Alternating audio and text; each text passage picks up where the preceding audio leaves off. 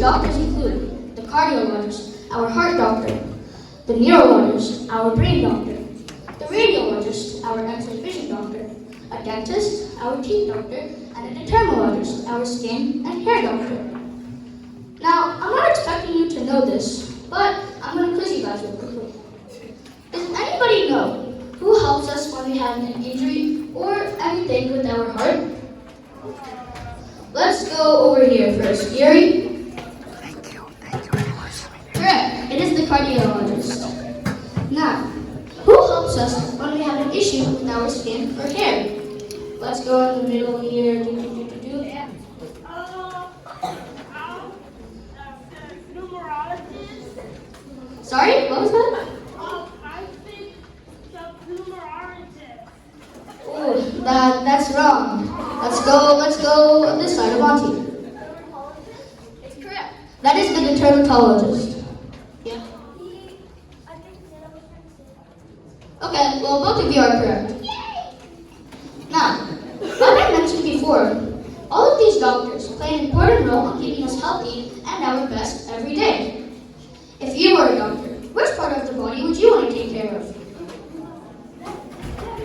Let's go in the back. Race one. The heart? That's a good option. Anybody else? Let's go around here in the front. Brain, that's also a good one. Let's go Nikki. The brain, okay, lots of people want to learn about the brain. Let's have one last person, Andrew. X-ray. Okay. These are some really good options that all of you chose. But just remember, these functions that these doctors take care of wouldn't work without one special organ inside our head, which is our amazing brain. Let's move on. Now, since you know a little bit about the doctors that help us every day, let's learn about neurology. Before I say the book-to-book definition on what neurology is, does anybody want to tell me a guess that they might have? Who did I not call in there? I haven't gotten this slide. Amir. Neurology is the study of our brain. He is correct. Does anybody want to add on to that? Let's go, Zoe. Yeah, you probably read, but it is correct. We'll have one more person who wants to add on. By the way, teachers are welcome if they want to add on. Okay, let's go.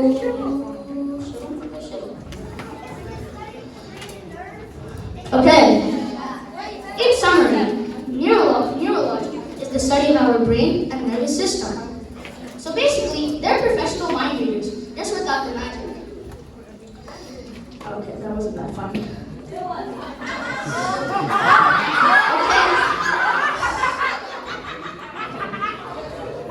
Remember, if you have an issue with your brain, the neurologists are the health superheroes who help us fix it.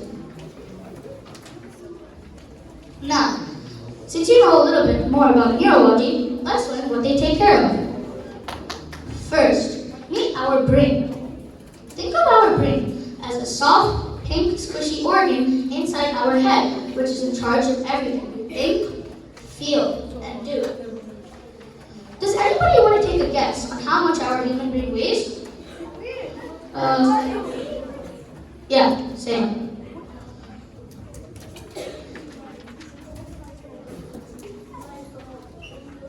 Ooh, that's a little too far, buddy.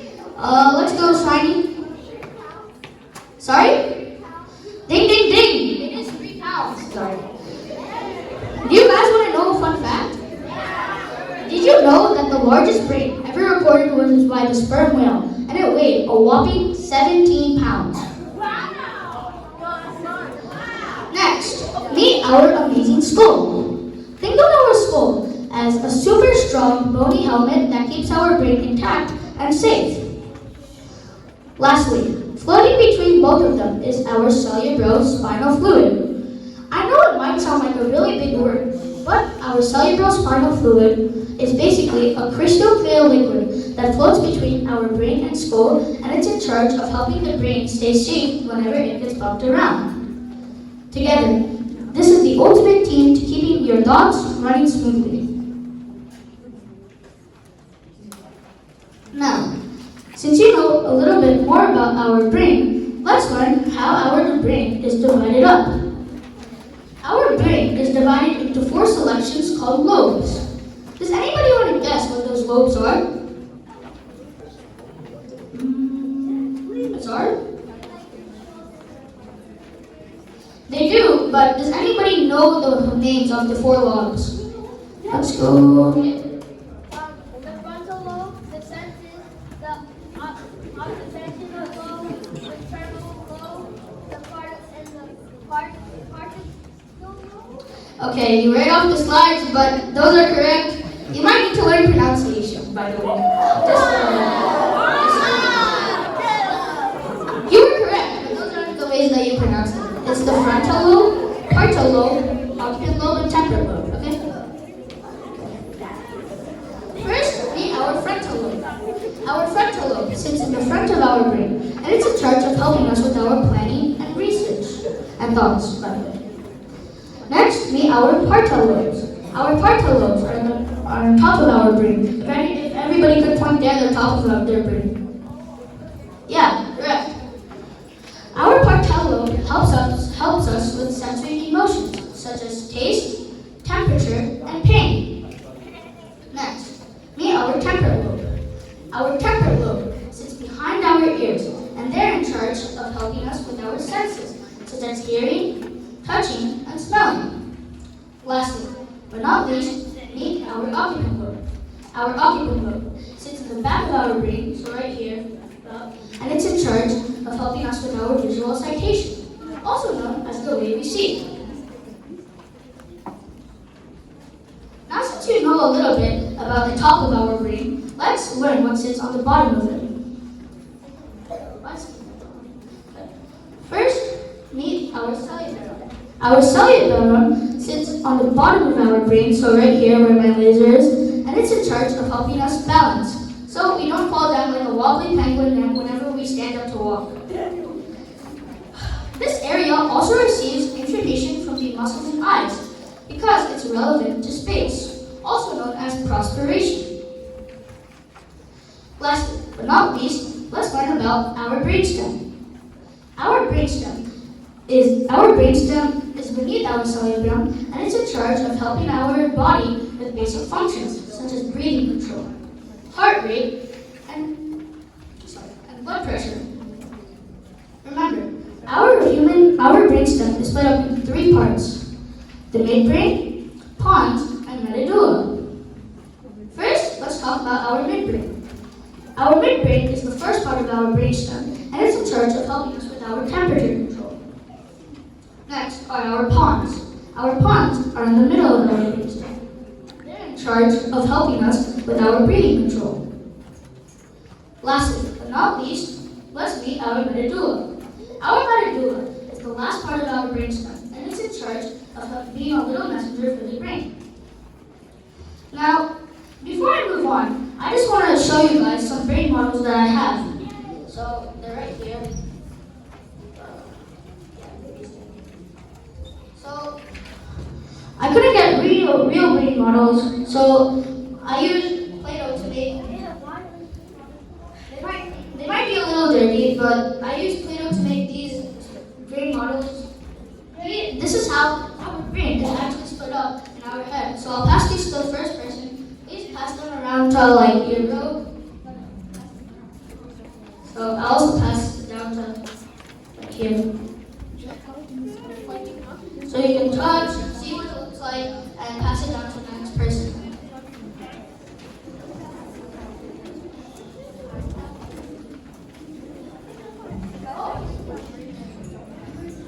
Okay. I also use this that my great friends from HOSA gave me. So I'll just show this around to you guys. So this is how our brain is actually split up. As you can see, it has the 4 lobes: frontal lobe, parietal lobe, temporal lobe, and occipital lobe right here. There's also a slide that shows all our lobes that are actually like, I don't know, but sorry. These are how our lobes are actually split up inside our brain. So, did everybody get to see? Yeah?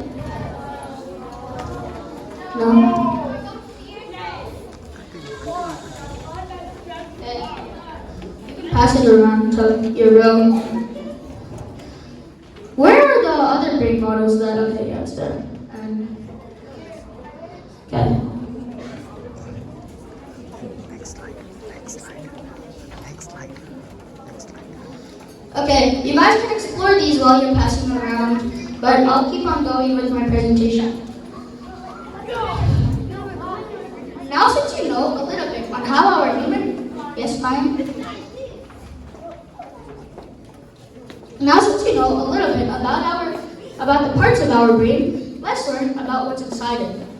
Our human brain is made up of billions of tiny cells called neurons, and they're in charge of bringing the brain's thoughts down to our brainstem so we can send it to throughout our body. Remember, a neuron is split up into three parts: a detritus, axon, and axon terminals. First, meet our detritus. Our detritus are long squiggly lines that touch other neurons to get information. When a neuron gets that information, that goes through our axon, which is a tiny little cable that sends the information to our axon terminal, which is kind of like a broadcaster that sends that information to other neurons. Did you know when two neurons touch to get or pass information, the little gap where they touch is called a synapsis? Did you guys know that? Yes. Okay. Well, before I move on, does anybody have any questions on the information that we've gone through so far?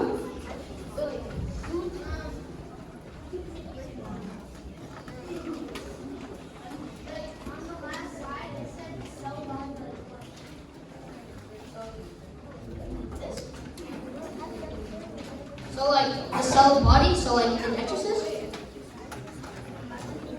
What do you mean by cell?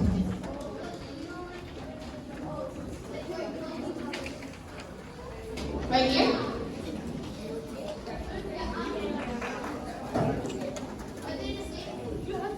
Oh, no. The detritus and axon terminals are different. One gets information and one sends information. Does that make sense? Okay. Any other questions? What's going on here?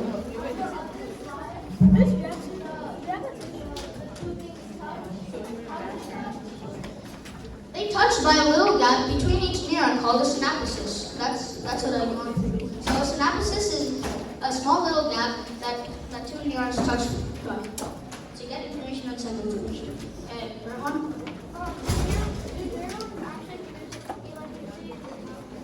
They do, which we'll be learning about in some injuries and conditions. Yes, Anna? That's a really good question. I actually don't know, so we can research that together later. Okay, I'll take one more question. Let's go.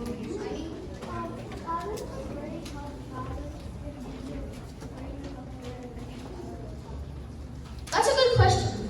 So our cerebrum, that's why it's near our neck. It helps us balance because of our cerebrum is a different part. It's not attached to our brain. It just helps our body balance. Does that make sense? So it's not like where the brain is located. It's mostly what they do. Parts. Okay, that was my last question. All the questions can be asked later. Let's move on. Now, the last part I want to talk about is called our spinal cord. Our spinal cord is a long thin tube that reaches the bottom of our back.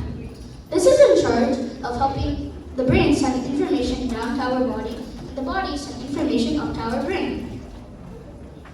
Now, does anybody have any questions before I move on to why our human brain is so special?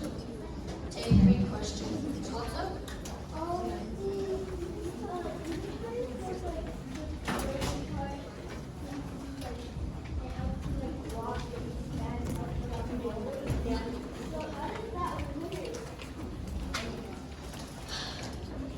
So it's basically one part of our brain that helps us balance. It works because by the neurons.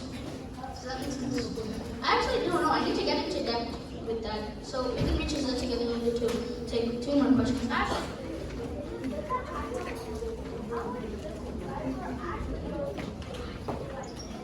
The spinal cord is very long and it can reach the bottom of our back, so like about right here.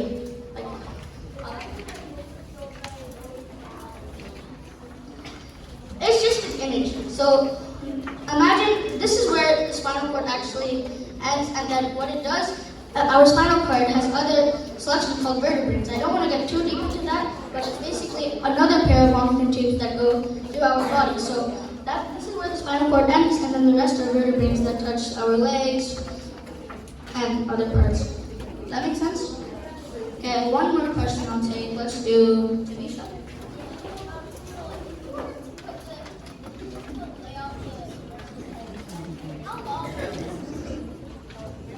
Sorry, I didn't really hear that. If you were to take all of your nerves and weigh them out end to end, how long would this be? I don't know the exact distance, but it would be pretty long. Pretty long. Like, estimate, maybe rapid fire, because it's billions of neurons. You need to understand that. It's billions. Sometimes even what? Like, a lot of neurons. We have a lot of neurons that help us think every day. Okay, that was my last question. Now let's learn about why our human brain is so special. But first, as you guys know, humans are animals. This means that our brain has the same basic functions as other animals. Functions to help us move, think, and sense the world around us. But luckily, every brain has something a little special and different that makes it our own. For example, cats have a very good sense of sight. This means that their brain power would go towards their sense of sight. Similarly, dogs have a very good sense of smell. This means that they can identify much more smells than other humans. Now, as you guys might know, most furry animals, including humans, have a cortex. If you don't know, a cortex is a long, wrinkly outer layer of our brain that's in charge of holding all the wrinkles and folds that our brain has. You might not know it, but the wrinkles and folds that our brain holds are very important because it means that we can produce more thinking power. This slide explains it more in depth. So, now let's actually know why our human brain is so special. Our brain has a much more bigger and regular cortex than other animals. Let me show you an example of this by pieces of paper that I brought.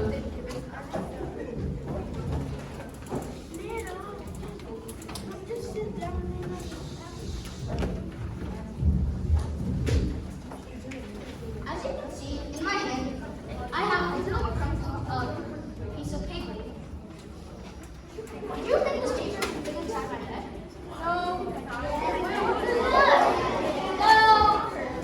Well, for the people who say yes, do you know how? Let's go. Yeah.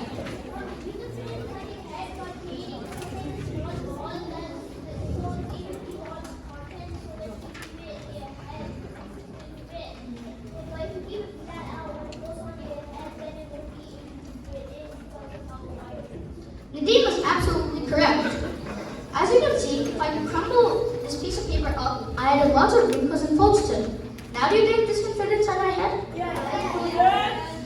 Our human brain works the same way. The more wrinkles and folds that our brain can hold means the more thinking power we can produce.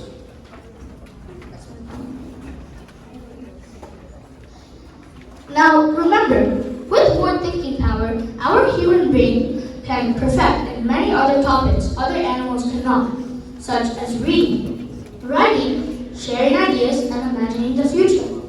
Remember, your human brain makes you unique. Now, before I move on to some injuries and conditions our brain will face, does anybody have any questions on why our human brain is so special? Let's go, Marvel. What do you mean, like, how, that we could, like, read, write, and speak? They, like, octopuses, since they have an eye, like, if they try to? They can try, but just remember, we have a much more bigger and regular cortex than other animals, including octopuses. Does that make sense?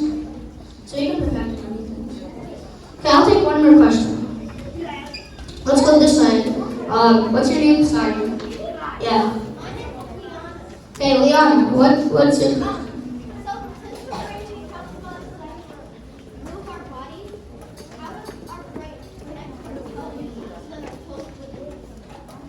Our brain connects to our toes by our spinal cord. That's why it's so long and it has the vertebrae that reach out to the rest of our body. That makes sense? Yeah.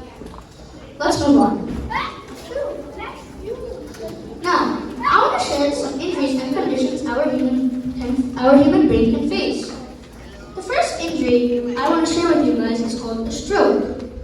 A stroke is when the blood flow in our brain stops or ruptures. This means that there's no more blood flowing through our brain. Three symptoms that everybody faces when they're having a stroke is speech difficulty, arm weakness, and face droopiness. These are four symptoms that everybody faces when they're having a stroke. One way that you can remember this is by the acronym FAST. Face droopiness, arm weakness, and speech difficulty. And the T is for time to call 911. Does that make sense to everybody? Okay. Now, the next condition I want to share with you guys is happening to everybody and happening to many adults in the world right now. This condition is called determia, and determia is when our human brain can be very forgetful. One type of common determia is called Alzheimer's disease. You can know when the human brain is having Alzheimer's disease when it forgets information it should not forget, such as family and friends, common locations, and the daily activities in their daily routines. Sadly, over 6.7 million adults have Alzheimer's disease as we speak, but luckily, a professor named Ling Hao Tasu is conducting research on how to prevent Alzheimer's disease. So far, she has found that staring at flickering lights can help prevent Alzheimer's disease, but cannot cure it. This is why you should always take care of your human brain, because you never know when it can start forgetting things. Now, the next injury I want to share with you guys is called an intracranial hematomia. An intracranial hematomia is when a blood pipe in our brain leaks. This means that blood goes all over our brain and our brain starts to shrink, also known as compression. Luckily, our special neurosurgeons can actually solve this injury by a simple surgery called craniotomy. Craniotomy is when neurosurgeons make a small opening in our skull to remove the blood leakage so our brain does not get compressed any further. Before I move on to the rest of our conditions and diseases, does anybody have any questions on the information that we've gone through so far? Let's go this side.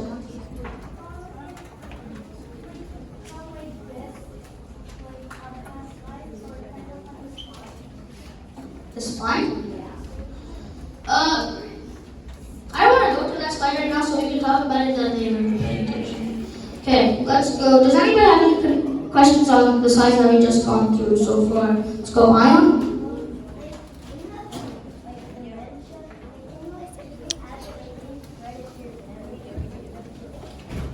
No, it's just if you're older. A common range for dementia is sometimes 60 to 70 because that's when people enter their old stage, so that's when they start forgetting. Amina? As an interruption, the owner of a black Dodge license plate W58SVP, please call the main office or report to the main office. Again, the owner of a black Dodge W58SVP, please call the main office or... They do. They actually make a small opening in the skull and clean out the blood leakage. It is very scary. Okay, I won't take any more questions so far because I have a little time left. Okay, now I want to share a condition that our brain faces, and this is called brain tumors. Brain tumors is a normal growth of cells in or around the brain.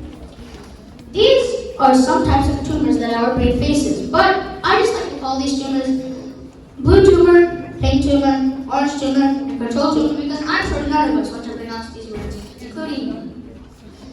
Sadly, none of these tumors are good, so that's why neurosurgeons use an operator microscope to see tiny details in our brain to detect these tumors.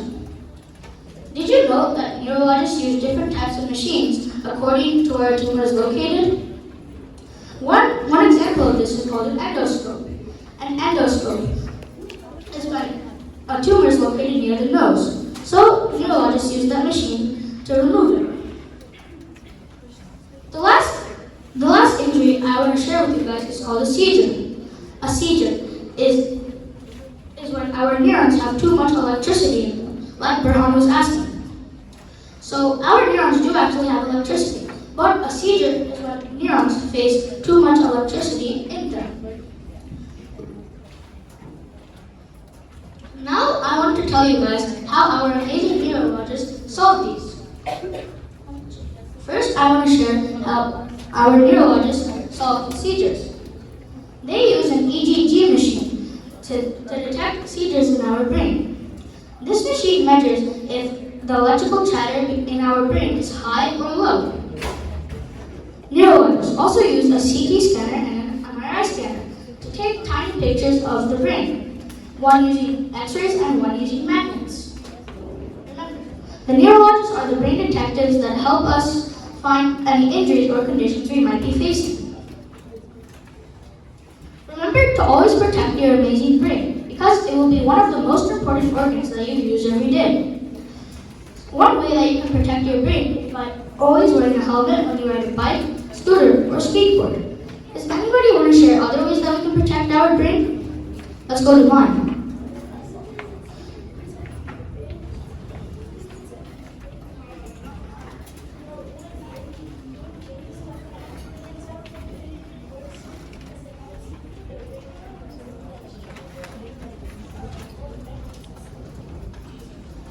Yeah, that's one way. That's a good way. Mental exercise. I'll have one more. Sure. What's it called? Elena?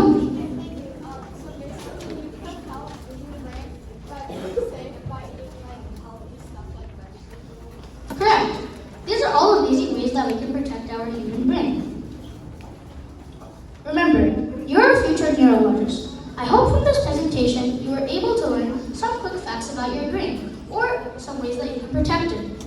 Remember, your brain is a very important organ, and I hope you're able to spread this information to other people you might know so they know how unique they are. Now, real quickly, I just want to share some references and special things that helped me form this presentation. First, these are some links that helped me make this presentation. I first used this YouTube link, and it was an animation comparing the human brain to other species. This is the link if you want to check them out. If anybody has a pencil, they can write down the link. I also used the National Science Foundation and the National Health Institute funding platform to get kid-friendly images to show you guys. This is also the link if you want to check them out. And lastly, this presentation was sourced by Neurology for Kids by Betty Dugan and Brandon Farm, which are both the authors of this amazing book. I used this book so I could make this hard topic very easy to understand for you guys. Now, I just want to give some special thanks and acknowledgement to these people. First, I would like to thank Dr. George and Ms. Fershitbaum for your guidance and wisdom towards this presentation. I would also like to thank our school's amazing HOSA team. Some members that helped me were Krishna Patel, Kevin Bendick, and Rohan Derma, and thank you for your hard work and collaboration. I would also like to thank my mom and dad for encouraging me every day, to all my teachers who inspired me, and I want to give my biggest thanks to you guys for being such a great audience and learning about the brain. So please, thank you.